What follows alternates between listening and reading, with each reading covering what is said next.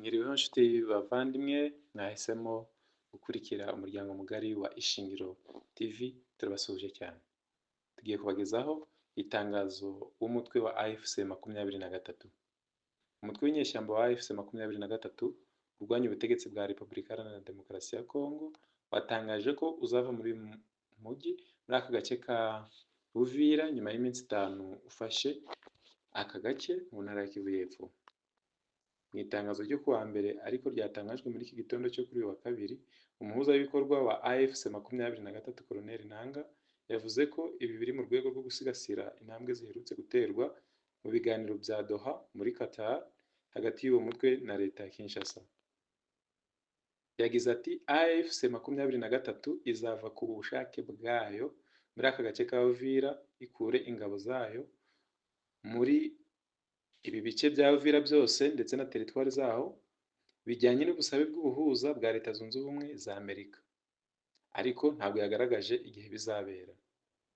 Mbere Nanga yari yatangaje ko amasezerano y'amahoro hagati y'u Rwanda ndetse na DRC yashyizweho umukono muri uku kwezi na Perezida Paul Kagame na Perezida Felix Antoine Tshisekedi ku buhuza bwa Amerika, atareba uyu mutwe wa M23 na AFC. Colonel Nanga niwe washyize umukono kuri iri tangazo ryasohotse kuri uyu munsi wa kabiri mu masaha ya saa 2. Mu byo rero uyu mutwe usaba kugira ngo wubahirize nawo ibyo bawusaba, harimo ko usaba ko agace ka Uvira kose ndetse na teritwari ziwukikije hakurwamo abasirikari ndetse n'abandi bose bitwaje intwaro ahasanzwe, ndetse hakabaho kurinda abaturage n'ibikorwa remezo. Ariyo mpamvu usaba ko hashyirwaho ingabo zitabogama zanabafasha kubahiriza ihagarikwa ry'iyi mirwano rimaze igihe kirekire. Icyakora AFC 23 yagarutse ku ngabo z'u Burundi ndetse n'indi mitwe ishyigikiye leta ya RDC, ni ukuvuga Repubulika Iharanira Demokarasi ya Kongo, aho ivuga ko itazahanganira cyangwa se ngo ihangane n'abakiri muri iki gihugu kandi batagifitemo uburenganzira.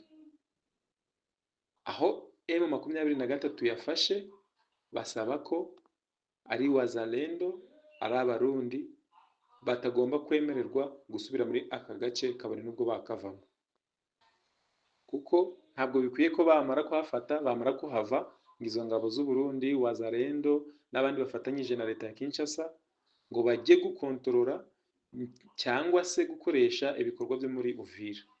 Uyu mutwe usaba ko ibingibi byavaho cyangwa se bitazigera bibaho. Umutwe wa AFC 23 uvuga ko wiyemeje kurekura aka gace rwose ka Uvira mu rwego rwo guha amahirwe yuzuye inzira y'amasezerano y'amahoro akomeje kubera i Doha, bityo habe haboneka igisubizo kirambye cy'amakimbirane y'intambara mu by'ukuri itagera ku musozo wayo. Umujyi wa Uvira wo muri Kivu y'Amajyepfo uherutse gufatwa na AFC 23 ku itariki ya 12 Ukuboza 2025. Iwambuye ingabo za FRDC, iz'abarundi, wazalendo ndetse n'indi mitwe ishyigikiye iki gihugu mu by'ukuri ikorera hamwe, ariko n'ubundi bikarangira AFC 23 ibatsinze. Ese hitegwa iki mu gihe ibyo AFC 23 isaba kugira ngo ive muri Uvira bitumvikanweho rumwe? Byagenda bite? Reka tubitege yombi mu biganiro byacu biri imbere. Nshuti muvandimwe, mwakoze kubana natwe.